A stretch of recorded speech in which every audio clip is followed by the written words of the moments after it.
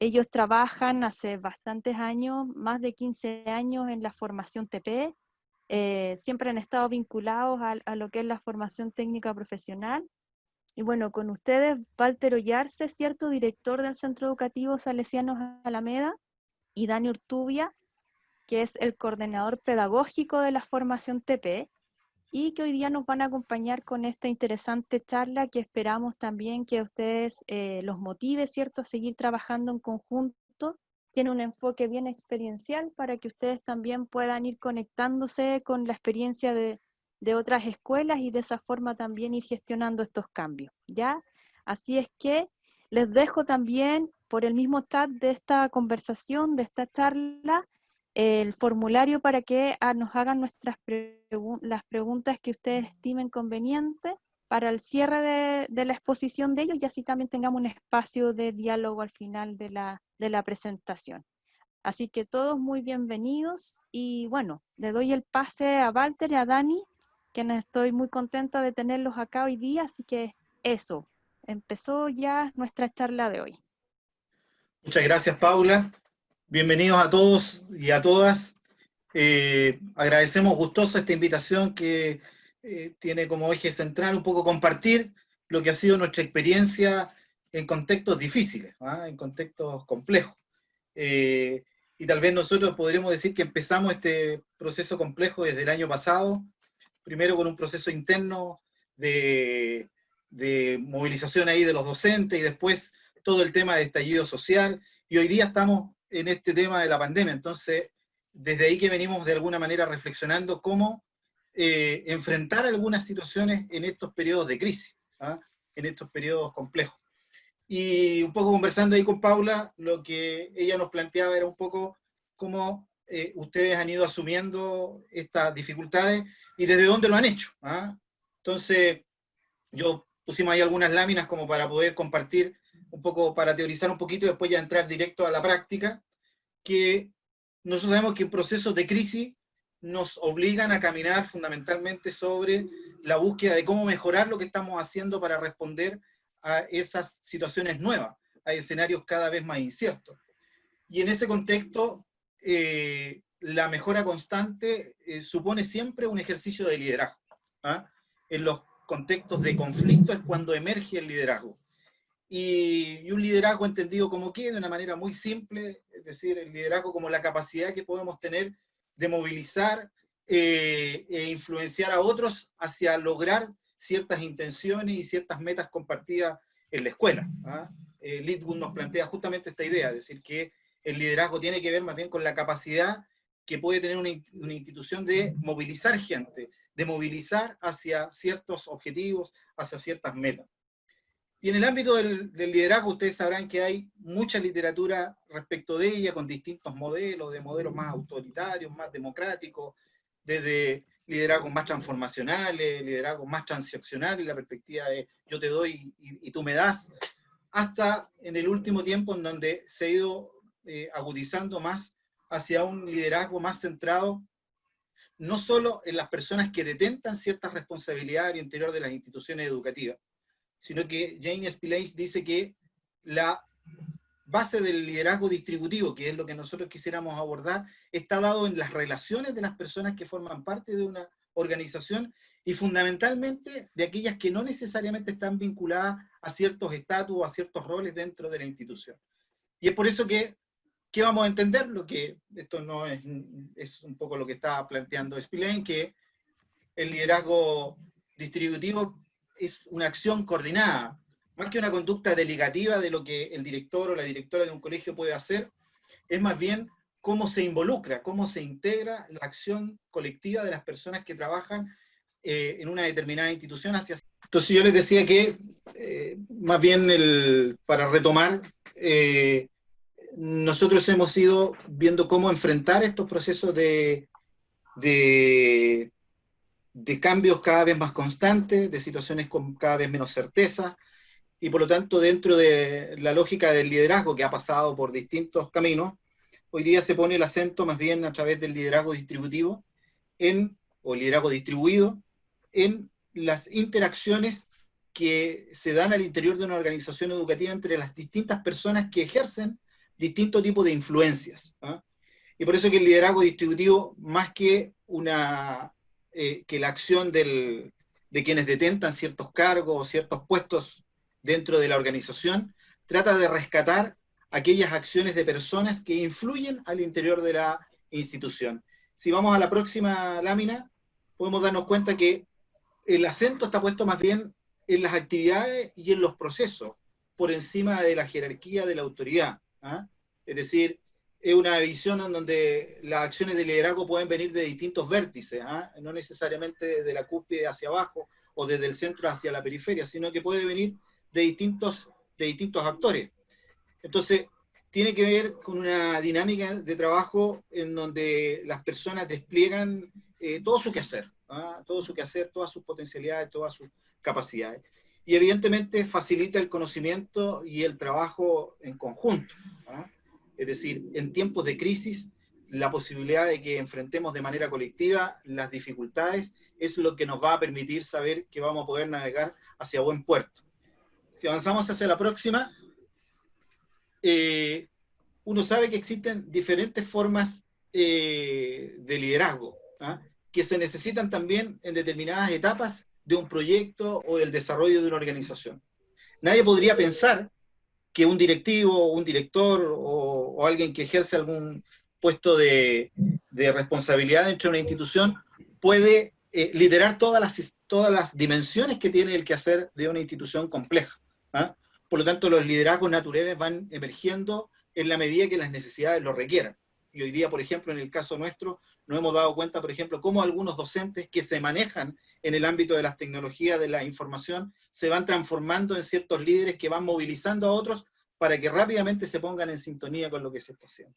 Entonces, si pasamos a la próxima lámina, una de las claves que creemos nosotros que debiéramos considerar hoy día para navegar en los tiempos que estamos es un liderazgo con fuerte acento en la colaboración. Sin colaboración no es posible avanzar y por eso necesitamos hablar juntos, trabajar juntos y planificar en conjunto. La literatura nos dice que las escuelas que realizan un trabajo colaborativo logran mejores resultados que aquellas que trabajan en un enfoque más individualista. Los profesores que desarrollan una cultura de colaboración tienden a rendir más que aquellos que trabajan solos. Y el trabajo colaborativo es un espacio privilegiado para el aprendizaje profesional, entre ellos también el ejercicio del liderazgo. Yo creo que hemos pasado la etapa de los llaneros solitarios en educación. A nosotros nos formaron desde la perspectiva que éramos responsables de lo que pasaba con 45 alumnos dentro de la sala de clase, y no importaba si, por ejemplo, el concepto de cultura lo trabajaba el profesor de historia, el profesor de lenguaje, el profesor de filosofía, nunca nos cruzábamos. Hoy día, cada vez más, nos damos cuenta que es un cuerpo de individuos, un cuerpo de trabajadores, de profesionales que quieren impactar a un grupo de jóvenes, a una generación de jóvenes que llegan a nuestros colegios, que llegan a nuestras aulas. Entonces, desde ahí es que nosotros quisiéramos abordar un poco lo que nosotros hemos hecho. No sé si podemos pasar a la próxima. Entonces, en este contexto de crisis, y pusimos esta imagen que es como se nos viene una avalancha de cosas, ¿qué es lo que nosotros hemos hecho para enfrentar esta crisis sanitaria? Y tal vez partimos con dos grandes certezas. La primera, que en el centro de lo que hacemos están nuestros estudiantes. Nosotros nos debemos a los estudiantes son lo que de alguna manera nos ponen el cable a tierra respecto de para dónde debiera navegar el colegio, hacia dónde quisiéramos ir. Esa es una primera certeza. Una segunda certeza, que es la que aparece ahí en la lámina también, es que esta crisis nos afecta a todos y todos juntos tenemos que enfrentarla. No hay manera de poder salir de lo que estamos viviendo si no lo hacemos de manera colaborativa y todos en conjunto. Nosotros somos un colegio de 1.750 alumnos, en dos modalidades, modalidad científico-humanista y técnico-profesional, 130 trabajadores. Entonces, la primera dificultad que tuvimos que plantearnos en estos periodos donde se interrumpen las clases, donde se interrumpe todo, es cómo aseguramos la comunicación al interior de la comunidad educativa. Y ahí nos planteamos, bueno, ¿qué hacemos? ¿Qué herramientas podemos utilizar? Y algo que sea rápido y expedito. Hoy día hay varias empresas y harta oferta respecto de plataformas y situaciones, pero lo que teníamos más al alcance de la mano, porque además empezamos a trabajar desde el año pasado con la red de colegios salesianos, es que empezamos a firmar, bueno, se firmó un convenio desde la entidad sostenedora con Google, para aprovechar todas las herramientas de Google. Entonces, lo primero que hicimos fue la generación de correos institucionales para todos los funcionarios. Correos que nos permitieran comunicarnos mucho más expeditamente. Y utilizar también todas las herramientas que Google pone a disposición cuando una entidad educativa se vincula con ellos, que son más allá de los que un usuario normal y comúnmente puede utilizar, desde, ¿cómo se llama?, almacenaje ilimitado, desde la herramienta de Meet con una serie de atributos, bueno, una serie de herramientas. Después, el segundo desafío fue cómo creamos correos institucionales para todos los estudiantes, que pudiera de alguna manera permitirnos la vinculación con ellos. Fortalecer el uso de la página web. La página web es el principal vehículo de comunicación con ellos. Y luego, cómo potenciar también las redes sociales que nosotros tenemos, en las cuales interactuamos. Facebook, fundamentalmente, Instagram, Instagram es donde más están los alumnos hoy día. Y por lo tanto, aprovechar también ese espacio para comunicarnos con ellos. Entonces, la primera clave fue tratar de ver cómo podemos normalizar y garantizar un sistema de comunicación con cada uno de los integrantes de nuestra comunidad educativa. El segundo foco de mirada fue decir, a ver, estamos en un proceso complejo, por lo tanto tenemos que reorientar los objetivos que nos planteamos a comienzo de año. Seguramente no vamos a alcanzar a hacer todo. Seguramente hay cosas que vamos a tener que priorizar y vamos a tener que dejar de lado. Y vamos a tener que enfocarnos en aquellas cosas que sí podemos abordar y que sí podemos dar respuesta. Y lo segundo, que era poner en juego lo que yo planteaba inicialmente, cómo poder potenciar el trabajo de algunos equipos. Entonces, nos juntamos a nivel de consejo directivo, nos juntamos con cada una de las áreas y planteamos con ellos, bueno, hoy hay que cambiar algunos focos de atención para enfrentar la emergencia. Después, instalar una metodología, y esa metodología fue instalar encuentros a través de reuniones online, que me imagino que todos ya estamos de alguna manera funcionando a través de esta nueva metodología, pero hubo que instalarlo. Y por lo tanto, buscamos ahí el uso de Meet, una herramienta de Google.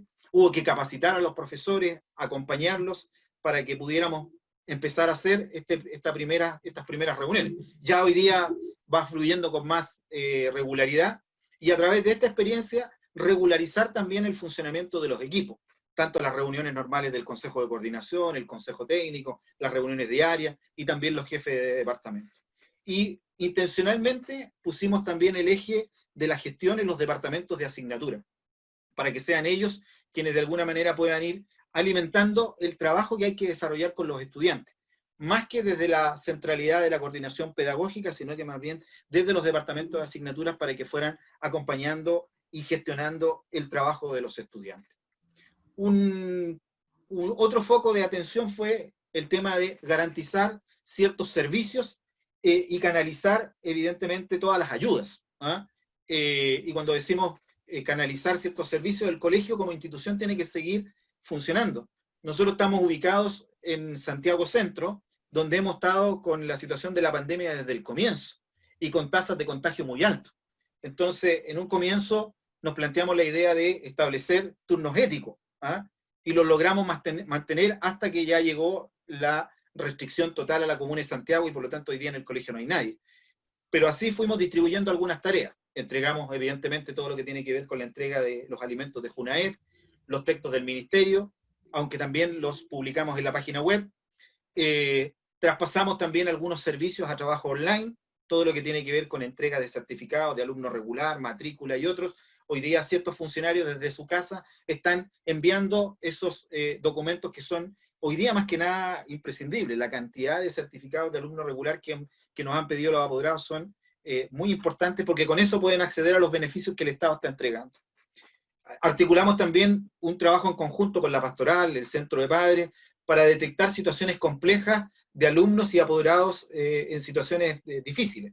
Se armó un comité de ayudas para ir justamente en atención de aquellas personas que están requiriendo poder tener alguna mano que les ayude. Y también con el equipo de profesionales, el equipo del área de apoyo y el equipo de PIE, fortalecimos todo lo que fue la atención psicológica, fundamentalmente a aquellos alumnos que vamos detectando con niveles de angustia más o menos crecientes, y también a algunos funcionarios que estaban también enfrentando este escenario que a todos nos angustia y que a todos nos complejiza. De hecho, ellos elaboraron alguna batería de material, lo pusieron también en un drive que elaboramos para poner ahí cierto material de autoayuda, para los padres, para los alumnos, incluso para los mismos funcionarios, para ir teniendo herramientas de desarrollo personal para enfrentar la situación que estamos viviendo. El otro foco es que sabíamos, y en esto nos vamos a dedicar más tiempo, y Dani va a continuar después en esta dimensión, el foco más fuerte era cómo pasamos de lo presencial a lo virtual. ¿Ah? Es decir, sabemos que las clases no se reemplazan con el trabajo virtual, pero sí son una tremenda ayuda en este escenario en el que estamos viviendo. Entonces, nos pusimos a pensar, bueno, ¿cómo avanzamos hacia allá? Y lo primero que hicimos, y ahí tenemos que reconocer que hemos ido aprendiendo con errores, con aciertos, lo primero fue generar en el liceo un espacio para compartir el material a través de un drive. En la página web pusimos un drive y ahí había que, de alguna manera, descargar el material. Eso nos generó al comienzo una serie de dificultades, ahí lo vamos a profundizar, porque claro, los profesores, sin mediar un poco cuál era la realidad, subieron una gran cantidad de material, los alumnos reclamaron y se generó ahí un nivel de tensión. Necesitábamos saber cuál era la situación de nuestros estudiantes y por lo tanto aplicamos una encuesta para saber cuál era la situación de conectividad de los estudiantes. ¿Qué detectamos? Detectamos que más que problemas de conectividad, por lo menos en nuestra realidad, el problema era de mantención de conectividad, es decir, se conectaban y que pudieran permanecer conectados unos largos periodos de tiempo. Esa era una dificultad, porque los estudiantes normalmente, los demás escasos recursos, se conectan con bolsas de navegación o tienen tráfico limitado, por lo tanto se conectaban a ratos. Y lo otro era la disponibilidad de dispositivos para trabajar. ¿Ah? Es decir, hay un computador en la casa y por lo tanto ese computador hay que compartirlo con el resto de la familia que también está haciendo teletrabajo. Y trabajar desde el celular es más bien para comunicarse, pero trabajar desde el celular prácticamente no es muy posible. Entonces, ahí tenemos un foco de dificultad. ¿Qué hicimos entonces? Es que definimos que era necesario avanzar hacia una plataforma, una plataforma que permitiera soportar el trabajo académico con los estudiantes. Primero porque esto ha significado que a través de Drive se aumentó el trabajo de los profesores. Se generó una mayor cantidad de trabajo. Ustedes que son docentes sabrán que si hay algo que nos ha pasado con esta situación es que los volúmenes de trabajo se nos han aumentado. El Classroom, que es una herramienta también de Google, nosotros la instalamos, hicimos un plan de capacitación con los coordinadores de departamento, los profesores, los alumnos, en uso de Meet y de Classroom, para todo, en definitiva, todos los usuarios. También veíamos como una vez implementado Classroom, nos pasaron algunas situaciones y necesitábamos tener un instrumento que monitoreara cómo se estaba haciendo el trabajo con el uso de Classroom. Y para eso creamos un Google Calendar donde vamos monitoreando si las clases se van realizando o no se van realizando. Ahí los profesores se anotan y queda registrado y uno sabe si se convocó a la reunión o no, e incluso nosotros vamos ingresando y vamos viendo qué es lo que va pasando en cada una de ellas. Hubo que también hacer un ejercicio de generar un horario de trabajo equilibrado a la realidad de las familias y de los estudiantes. Uno no puede pretender replicar la jornada escolar al ambiente familiar. ¿Ah? Esa es una realidad que también nos obligó a buscar un punto de equilibrio entre lo que significa. Uno puede partir unas clases a las 8 de la mañana y terminar a las 5 de la tarde y tener a los alumnos todo el día en una jornada normal. Por lo tanto, hubo que priorizamos ciertos sectores, priorizamos tiempos de trabajo, dando una especie de promedio de 3 clases diarias por día, y priorizando unos sectores de aprendizaje una semana y otros sectores de aprendizaje la otra semana. Necesitábamos también calmar la angustia que había fundamentalmente entre los apoderados respecto de qué iba a pasar durante el año. Sigue estando presente, no se ha disminuido tan fuertemente, pero tuvimos que realizar una reunión de apoderados, que la hicimos virtualmente, utilizando las cuentas de correo electrónico de los estudiantes, y eso nos permitió, evidentemente, bajar en una buena medida la atención con los apoderados. Lo que no quiere decir que no hayan inquietudes, pero bajó muy considerablemente el nivel de consultas, de reclamos, etcétera. Al haber tenido un encuentro online con los apoderados, eso nos ayudó bastante. Entonces, esas son las acciones globales. Ahora Dani nos va a contar un poco lo que hemos trabajado a nivel del trabajo más técnico-pedagógico, más desde lo que tiene que ver el trabajo con los docentes. Así que, adelante, Dani. Bien, vamos al área chica porque el rector marcó todo un elemento general, pero después hay que ejecutarlo, ¿ya? Una de las cosas que nosotros tenemos claro es que, antes que avance Paula, es que en términos generales había que potenciar los liderazgos intermedios en el colegio. Eso quiere decir, los coordinadores, en el caso de nosotros tenemos coordinadores de departamento, responsables de cada una de las áreas, y algunos equipos que se denominan consejos. Hay un consejo técnico y un consejo técnico de especialidades. Avance, Paula. En términos generales, el consejo técnico cumple estas funciones, colabora a la unidad técnico-pedagógica en el programa de integración, reflexiona la gestión curricular, define estrategias de enseñanza-aprendizaje, evalúan permanentemente las prácticas pedagógicas de sus colegas y hacen análisis curricular de su área de dominio. Dele, Paula.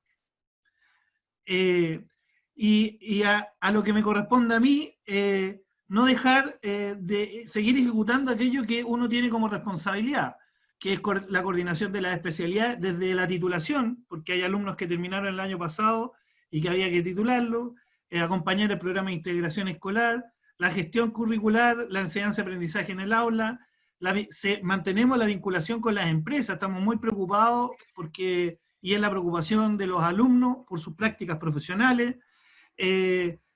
Tenemos que seguir vinculando con la educación, con la formación general y obviamente el seguimiento de los alumnos egresados para poder hacer estudios de mejora dentro de nuestros procesos. La que sigue, Paula. ¿Cuáles fueron la primera tarea? Lo dijo el rector, había que adecuar los objetivos de principio de año y había que dar mayor participación y nivel de supervisión y acompañamiento a lo que se denomina liderazgo intermedio, que es el consejo técnico y el consejo técnico de especialidades. La que continúa.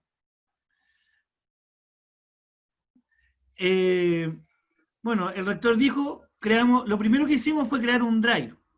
Primer problema, los profesores subieron al drive las mismas guías que entregaban en forma presencial, lo que generó una desorientación de los estudiantes, ¿ya? Los que tenían que subir la información eran los jefes de departamento, que debían revisar estas actividades.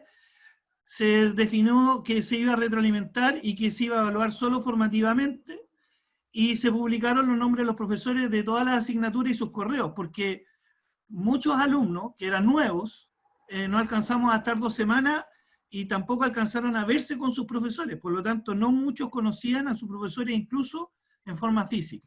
La que continúa, wow. Se anexaron los textos de estudio de manera digital, se anexaron links educativos para que los alumnos pudiesen seguir profundizando. Establecimos una periodicidad de trabajo. La idea es que se enviara trabajo cada 2 semanas, de tal manera de no recargar.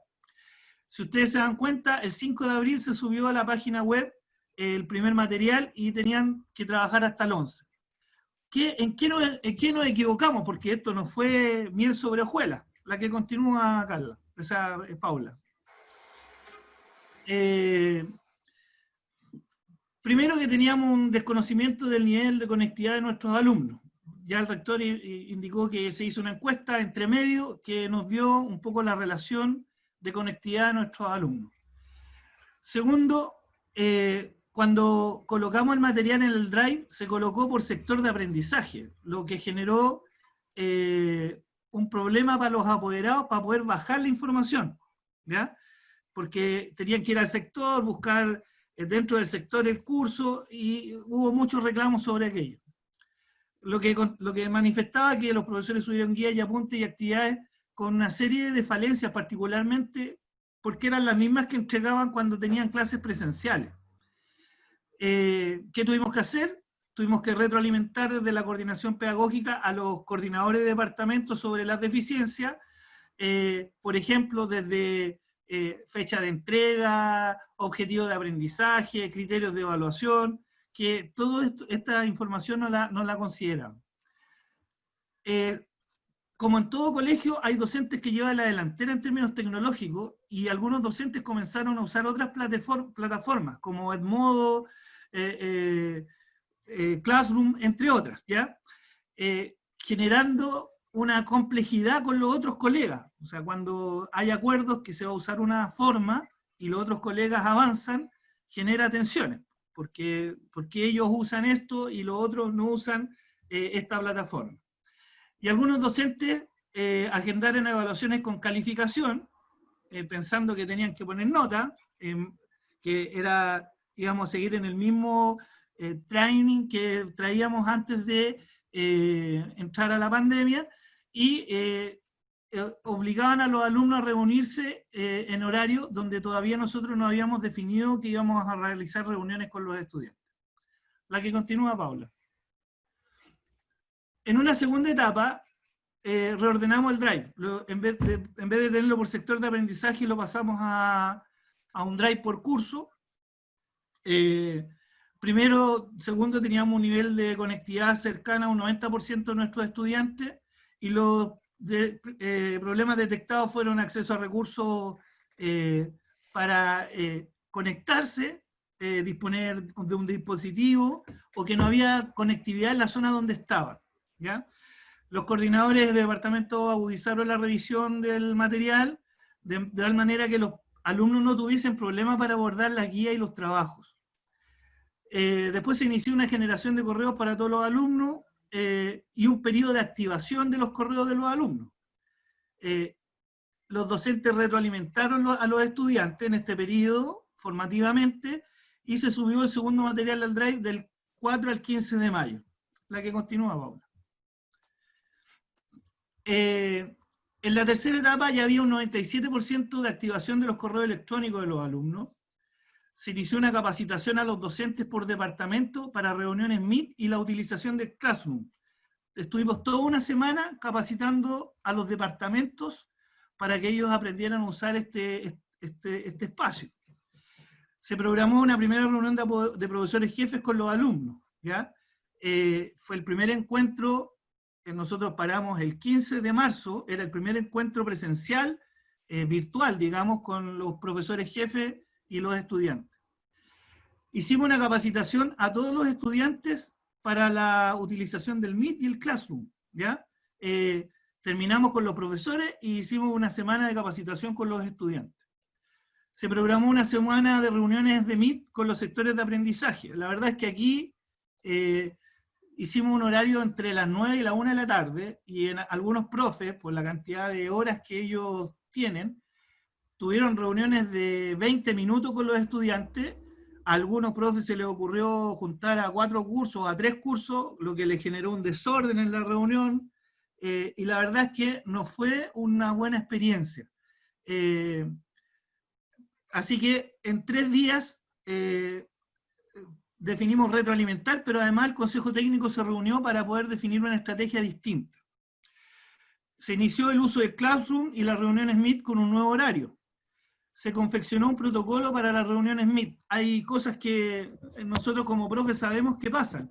Si hay una reunión, alguien puede tomar una parte del video de lo que se está haciendo y mal utilizarlo en las redes sociales, ¿ya? Entonces se hizo todo un protocolo para que los estudiantes también supiesen qué es lo que se iba a hacer. Las clases se graban, pero no se le envían a los estudiantes, a no ser que un apoderado formalmente haga la solicitud. Entonces hay una serie de indicaciones que tienen que ver con el manual de convivencia, porque mantenemos el ambiente educativo a pesar de tener una reunión de carácter virtual.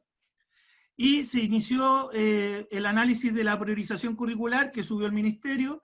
Estamos con clases, pero no todavía aplicando la priorización, porque el 3% de estos alumnos que no se conecta durante esta semana, probablemente a través del PME, ¿no es cierto?, vamos a comprar bolsas de conectividad, de tal manera que de este 3% de alumnos que no se puede conectar, se pueda conectar para partir con la aplicación de la priorización curricular.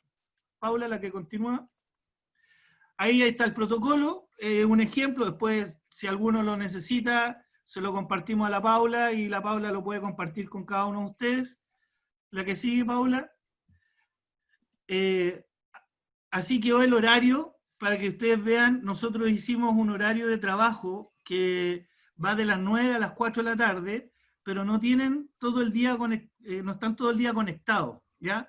Lo que está en color amarillo corresponde a la primera semana de trabajo y lo que está en color verde a la segunda semana de trabajo. Por lo tanto, se dividió las clases, el currículum total en 2 semanas.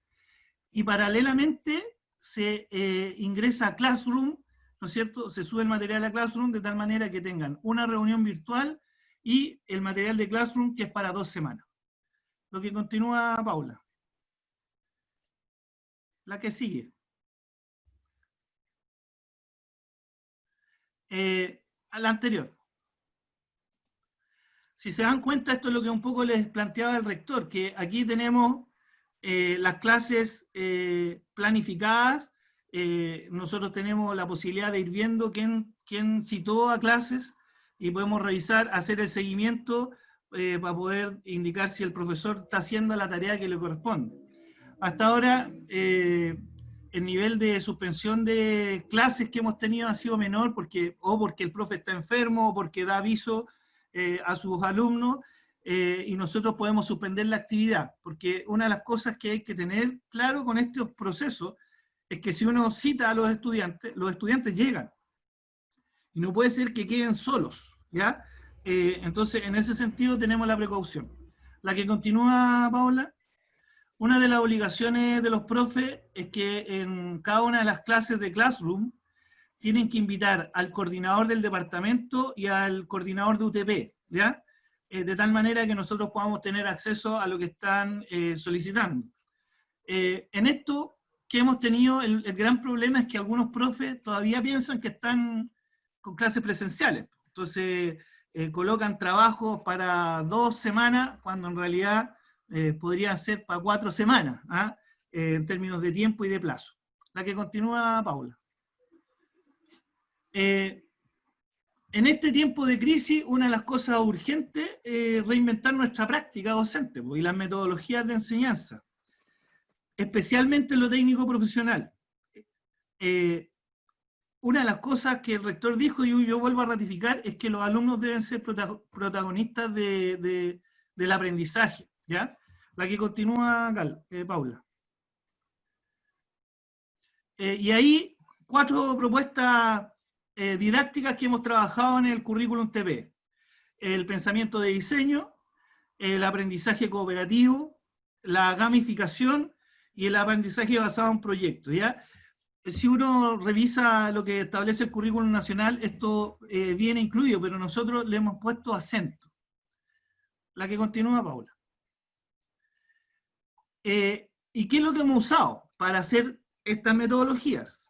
Algunos programas que nos han permitido mantener el trabajo, sobre todo en el plan diferenciado TP, que es lo más complejo, ¿ya? Porque un mecánico que no puede soldar, es difícil que yo pueda enseñar o avanzar en el aprendizaje. Sin embargo, ¿qué estamos usando? Estamos usando la suite Proteus para mecánica, mención mantenimiento electromecánico, electrónica, telecomunicación y electricidad. Ahora, esta suite era pagada, sin embargo, la empresa la liberó, entonces uno puede solicitar licencias para todos los estudiantes. El AutoCAD, hace un tiempo atrás, Autodex firmó un acuerdo para educación y usted puede bajar licencias para todos los estudiantes, y ahí se ocupa en estas especialidades: mecánica, máquinas y herramientas, mantenimiento electromecánico, electricidad y electrónica. La que continúa. El AutoSim, que es una plataforma de un simulador de automatización, nos sirve para mecánica, mencionen mantenimiento electromecánico, electricidad y electrónica. Nosotros tenemos un laboratorio de domótica, y cuando hicimos este laboratorio habíamos comprado una licencia de KNX, que es una licencia de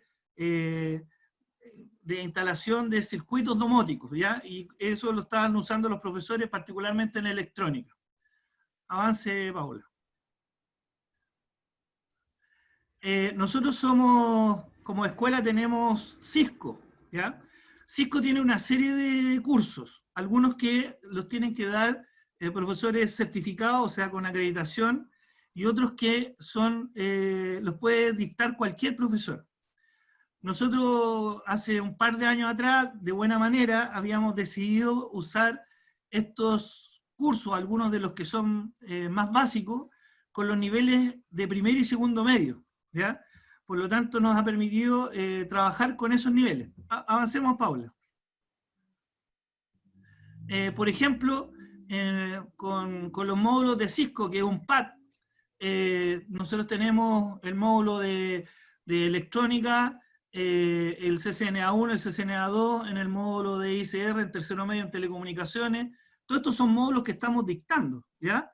Que los alumnos se meten virtualmente y pueden seguir a través de la plataforma Cisco, ¿no es cierto? El aprendizaje, y va reportando la plataforma el profesor que maneja la plataforma cómo avanza.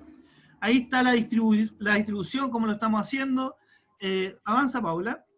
Está el Internet de las Cosas, esto es para los alumnos de primero y segundo. El Gate Connect, que es un curso de 30 horas. La introducción a ciberseguridad, que es un curso de 15 horas, y ahí se nota en qué niveles los tenemos, ¿ya?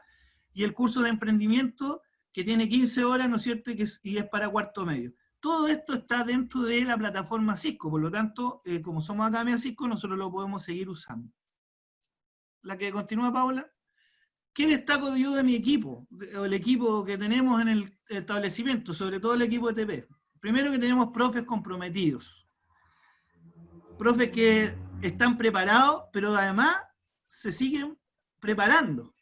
Esto de someterse a aprender, yo tengo un profe mecánica que tiene 42 años en el colegio, que enseña CNC, y que meterlo en esta virtualidad ha significado que él tenga que cambiar radicalmente su mentalidad, ¿ya? Están dispuestos a develar las capacidades y las potencialidades de cada alumno. Tenemos profes estimuladores que motivan a través de métodos novedosos, y profesores que están dispuestos a cambiar sus métodos. Eso es lo que yo puedo decir del equipo TP, lo que nos ha posibilitado avanzar con todos estos bemoles, con aciertos, con desaciertos, con la posibilidad de tener a los alumnos tranquilos. Hoy día hicimos reunión con todos los cuartos medios, con el rector y los jefes de especialidad, y la verdad las cosas es que, si bien es cierto, los alumnos están con un nivel de angustia, están esperanzados que lo que estamos haciendo les va a servir, ¿no es cierto?, para que ellos se puedan incorporar después al mundo del trabajo. Y bueno, muchas gracias por escucharnos. Ya eso es un poco la experiencia que hemos tenido en Alameda, en esta escuela ATP, con 800 y tantos alumnos, 5 especialidades, 16 profes de diferenciales del área técnico profesional de distintas áreas. Paula.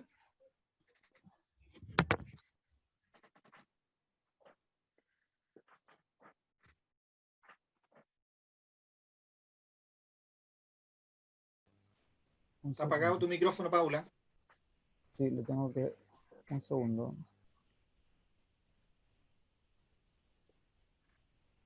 Ahí, Paula, intenta ahí. ¿Ahí? ¿Se escucha bien? Sí. Ya, perfecto. Bueno, les damos las gracias, Walter, Dani, por la exposición. Creo que nos vamos con varias cosas concretas de cómo ustedes están aplicando la implementación curricular y algunas otras medidas, ¿cierto?, al interior del establecimiento. Tengo un par de preguntas. Tenemos unos poquitos minutitos, bueno, y vamos a sumar los minutitos que estuvimos caídos también, pero aprovechando que están acá, para nosotros es súper importante poder preguntarles ya algunas cosas o detalles de su experiencia. Bueno, la primera pregunta que me hacen, ya desde acá de la audiencia, de los profesores que están acá presentes, los directivos, etcétera, de los liceos que ya nombré, es cómo ustedes pueden asegurar de alguna forma la integración curricular entre la formación general y la formación diferenciada. Me preguntan eso en particular. ¿Cómo lo aseguran? ¿Cómo hacen un seguimiento de que esta integración, a propósito de lo que tú mencionabas, Walter, en un principio, de que estaban trabajando la metodología PP, la gamificación y otras. ¿Cómo lo hacen eso? Sí, creo que lo primero es asegurar instancias de encuentro. ¿Mm? Si uno no logra generar espacios de trabajo que permitan que efectivamente los jefes de departamento o los profesores se encuentren, es difícil que haya reflexión pedagógica. Entonces, lo primero que nosotros tenemos instalado en la escuela ya hace muchos años es la instancia de las reuniones de departamento. ¿Mm? Es decir, instalado semanalmente un espacio de encuentro, aparte de la reunión semanal que tenemos con los profesores, el día viernes tenemos un espacio de encuentro entre los profesores para ver temas que son propios del departamento.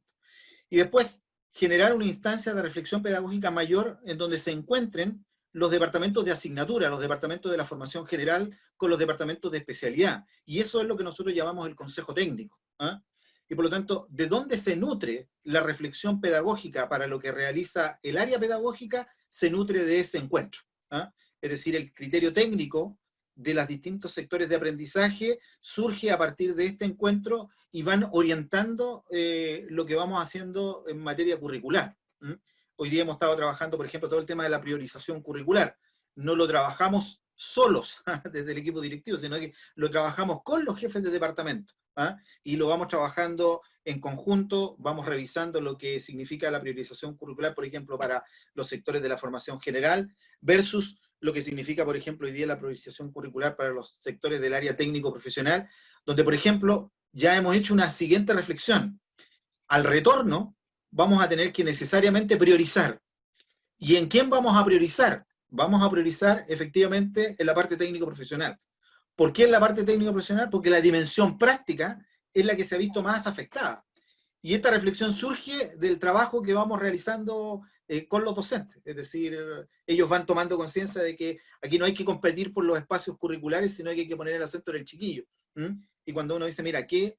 Si un chico se va a enfrentar, un chico de TP se va a enfrentar al mundo del trabajo o se va a enfrentar a la educación superior, ¿qué es lo que requiere? ¿Ah? Y en el caso del TP, el énfasis, le insisto, ha estado en priorizar. Entonces yo diría que la primera situación tiene que ver con generar instancias de encuentro, instancias en donde los profesores puedan de alguna manera compartir su experiencia. Y después, y ahí Dani puede explayarse más, tiene que ver con el desarrollo curricular, es decir, con la necesidad de profundizar lo que es el proyecto curricular al interior del colegio. ¿Ah? Y ahí hemos venido trabajando en términos de ir articulando curricularmente ciertos objetivos y ciertas prioridades. Así que Dani, tú puedes profundizar en eso. A ver, primero contarles que nosotros, antes de, hace como 4 años tomamos la decisión de generar y de tomar las horas de libre disposición de tercer y cuarto medio y generamos usando el +/-20, hicimos módulos propios para la escuela, ¿ya? Módulos que fueran transversales, que nos permitieran, ¿no es cierto?, que el alumno que estábamos educando tuviesen más competencias profesionales para salir al mercado, ¿no es cierto?, del trabajo. Entre los módulos que nosotros instalamos transversalmente fue el de prevención de riesgo y seguridad industrial, que está como módulo, no como un anexo de cada uno de los departamentos de especialidad, y un módulo de energía solar, de energías no convencionales, ¿ya? Energía solar, eólica, hidráulica, que nos permitía, ¿no es cierto?, también colocar al estudiante dentro de esta nueva formación. Cuando hicimos este trabajo, nunca pensamos en que nos iban a invitar a Eleva después, y producto de estas modificaciones que hicimos curricularmente, logramos sacar el sello de competencias mineras para una de las especialidades en la cual nos habían invitado, porque ya teníamos todo este trabajo curricular adelantado. Y después, otras decisiones que hemos tomado curricularmente, por ejemplo, las ciencias nosotros las separamos. Tenemos física, química y biología, ¿ya? Y esa fue una decisión curricular pensando en el alumno TP que probablemente va a seguir una trayectoria educativa hacia la educación superior, ¿ya? Entonces está en primero y segundo medio, nosotros hicimos, tomando lo que establece el ministerio, hicimos un plan que separó las ciencias, ¿ya? Y no es una sola. Entonces, y con el plan general nosotros vamos colocando algunos acentos, por ejemplo, lo de formación ciudadana, lo de ciencias de la ciudadanía. Si uno mira las propuestas metodológicas, nos colaboran particularmente el tema de los métodos. Si uno revisa en términos generales la propuesta para estas dos asignaturas, es una propuesta principalmente basada en el método de proyecto, ¿ya? En el aprendizaje basado en problemas. Entonces, nos ayuda, sí, nos colabora, cruzamos algunos elementos, los profes de la especialidad normalmente le están dando alguna sugerencia a los profes de matemáticas sobre cuáles son las matemáticas que vamos necesitando dentro de la asignatura. Probablemente, como siempre nos pasa, nos falta escribir un poco más cómo vamos haciendo este nexo. ¿Ah? Tal como dice Walter, se va dando naturalmente porque hay muchos espacios donde nuestros profesores se encuentran, ¿ya? En la reunión de departamento, tenemos dos consejos, un consejo técnico ampliado donde está el plan general y el plan diferenciado, y un consejo técnico que es solo para el plan diferenciado, ¿ya? De tal manera que ahí vamos acordando muchas cosas y vamos avanzando en lo curricular. El currículum no lo maneja solo la UTP, ¿ya? Nosotros estamos disponibles para que gestionar, proponer puntos de encuentro. El currículum lo gestionamos entre el equipo docente, ¿ya? No es un currículum solo de la escuela. Hay ciertas decisiones curriculares que son institucionales o principios que vienen de la Casa Inspectorial, en este caso de la Congregación Salesiana, pero que nosotros los vamos adecuando al contexto que tiene cada uno de los colegios, ¿va? Tengo muchas preguntas más, pero voy a elegir las que se repiten. Me preguntan desde acá, ¿cómo visualizan ustedes el tema de la práctica profesional de los alumnos de cuarto de este año? Que creo que es una pregunta que se repite constantemente desde las comunidades. ¿Cómo lo visualizan ustedes? ¿Qué han pensado? Tema complicado, ¿ah? Sí, Difícil. una pregunta escabrosa. Sí. Pero mira, la unidad de currículum esta semana hizo Sí. probablemente algunos de ustedes se conectó, hizo Sí. una presentación para directivos sobre el tema de este ajuste curricular que se está proponiendo, y una de las preguntas que más saltó fue el tema de las prácticas. Sí. Una de las cosas que se abre es que probablemente vamos a tener que usar una inteligencia o utilizar algunas brechas que tienen las leyes que establecen los reglamentos de práctica de titulación. Entre ellos está la posibilidad de que podamos nosotros mandar algún alumno a una OTEC, donde certifique alguna competencia profesional, y ese paso por la OTEC se transforme en una acreditación de su práctica profesional. Eso lo está viendo el Ministerio. En la actualidad se hace, los que están en el EVA saben que cuando uno manda a un estudiante a Caterpillar o a Komatsu o a otra empresa, las empresas hacen un periodo de capacitación que dura 6 meses. Y eso los alumnos lo pueden presentar como experiencia profesional y por lo tanto validarlo como práctica profesional. Entonces, como existe ese mecanismo, probablemente vamos a poder funcionar con aquello. Ahora, hay sectores que nosotros sabemos que va a haber una alta demanda de estudiantes. Pongo un ejemplo. El sector de las telecomunicaciones, a propósito de esta situación, va a requerir un montón de gente que pueda fortalecer todo aquello que no se puede, que no ha tenido comunicación o que no ha estado conectado. Probablemente la instalación de antenas repetidoras, del cableado va a ser un tema esencial. Probablemente el área más afectada va a ser el área metal mecánica, ¿ya? Particularmente la de máquinas y herramientas, en el caso de nosotros, ¿ah? Uno podría ver otras áreas como el turismo y de otras especialidades que probablemente se van a ver muy afectadas, producto de que no van a haber lugares, porque los empresarios probablemente van a tener que tomar decisiones producto de que no han podido funcionar. Entonces, sabemos que va a ser un tema complejo, pero yo siempre digo, ahí hay que usar la creatividad, tratar de mantenerse en contacto con las empresas, ahí la labor es mía con los jefes de especialidad, ir preguntándole a las empresas cómo están, no perder la vinculación con las empresas donde nosotros mandamos a nuestros estudiantes en práctica, porque eso también significa que existe una preocupación de la escuela por lo que les está pasando a ellos. Y esa preocupación a veces después se compensa con que a nosotros nos reciben los estudiantes. Entonces, no hay que perder de vista aquello.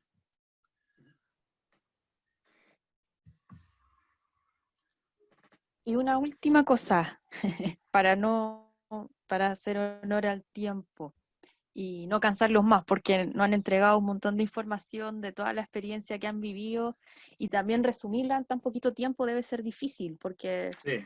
en 3 meses de escuela se viven muchas cosas, sobre todo con esto de la ansiedad y de la crisis que estamos pasando.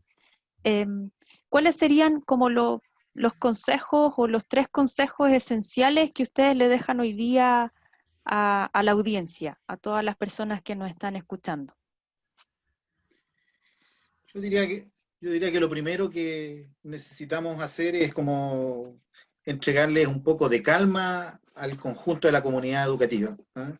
Es decir, hay situaciones de las cuales nos podemos hacer cargo y hay otras de las cuales como escuela no nos podemos hacer cargo, ¿eh?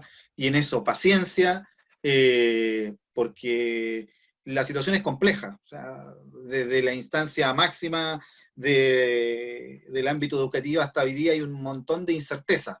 Por plantearlo primero, no sabemos cuándo volvemos, ¿eh?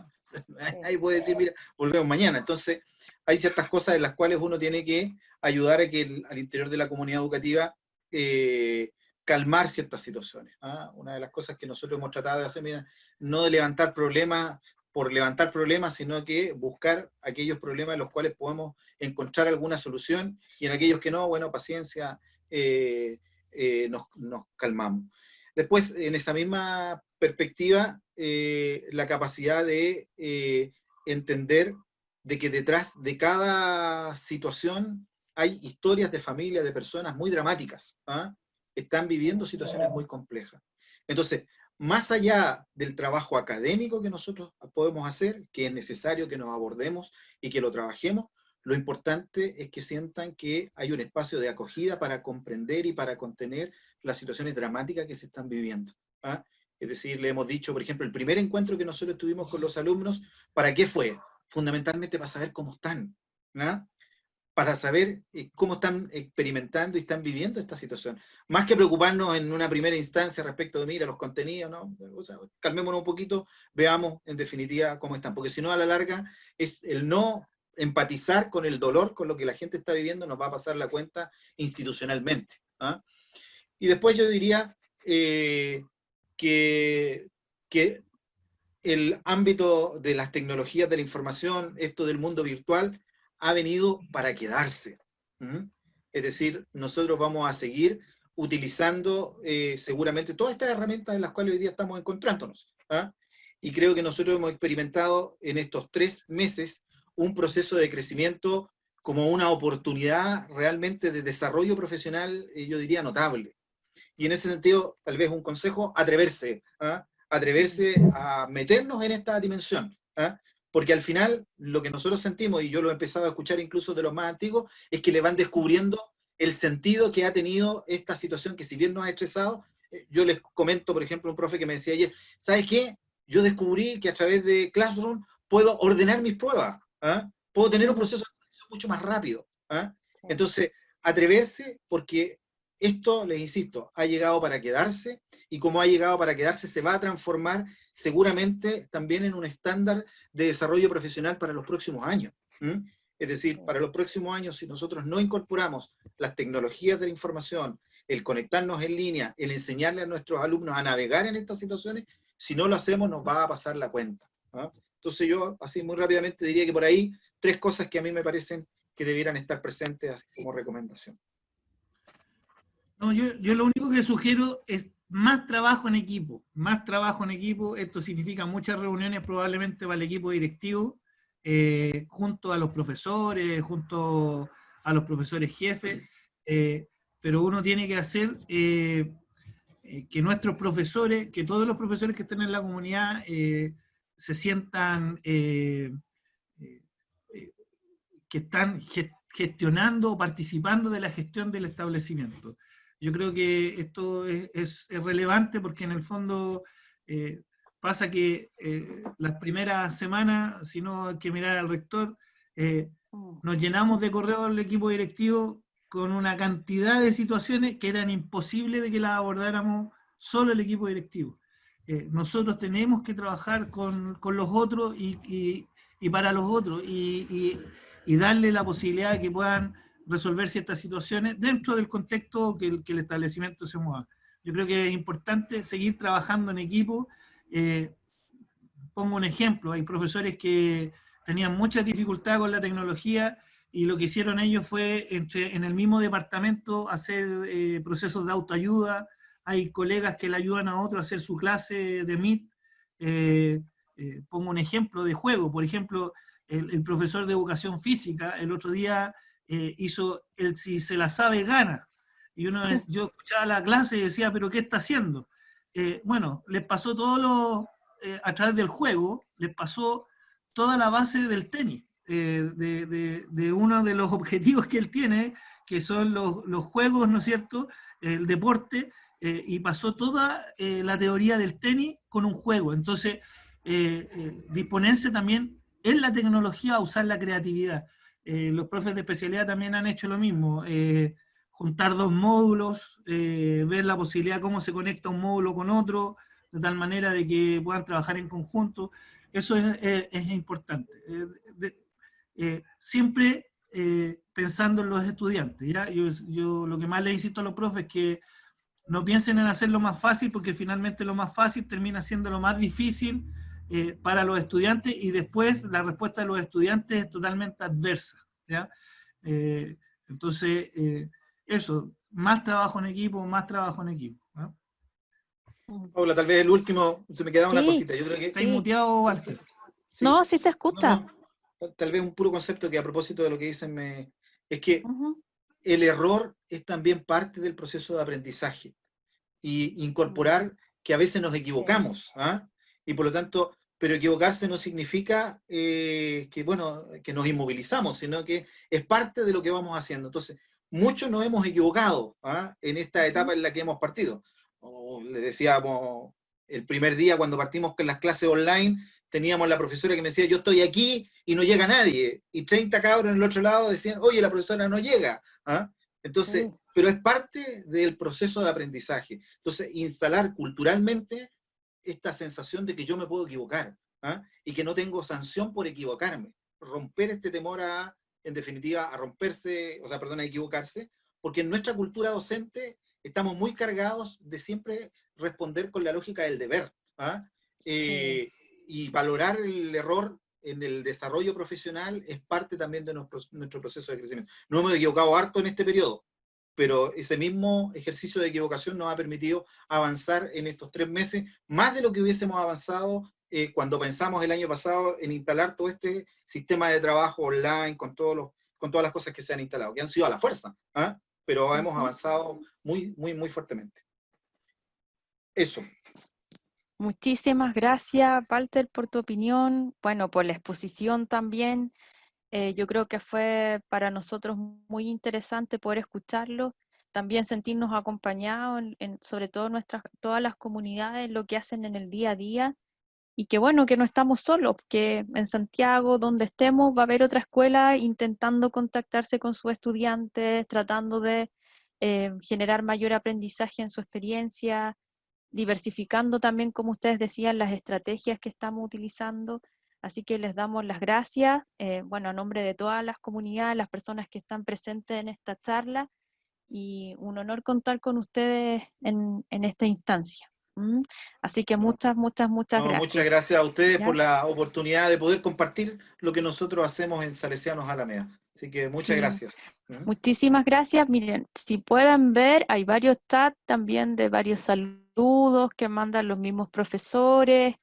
Ya, también quiero aprovechar de agradecerle a todas las personas que nos están escuchando, pedir las disculpas del caso, de lo que ocurrió con el link de la reunión al principio. Eso también yo creo que es una muestra de lo que nos pasa todos los días también con este tema de la virtualidad, que no es algo fácil. Así es que bueno, vamos a tratar de que en las próximas charlas que nos quedan durante el mes de junio, que van a ser los días jueves siempre a las 5, no nos pasen este tipo de cosas, pero les agradezco también la paciencia y bueno, espero que les haya parecido interesante también a todos y bueno, gracias por el espacio también de poder compartir estas experiencias.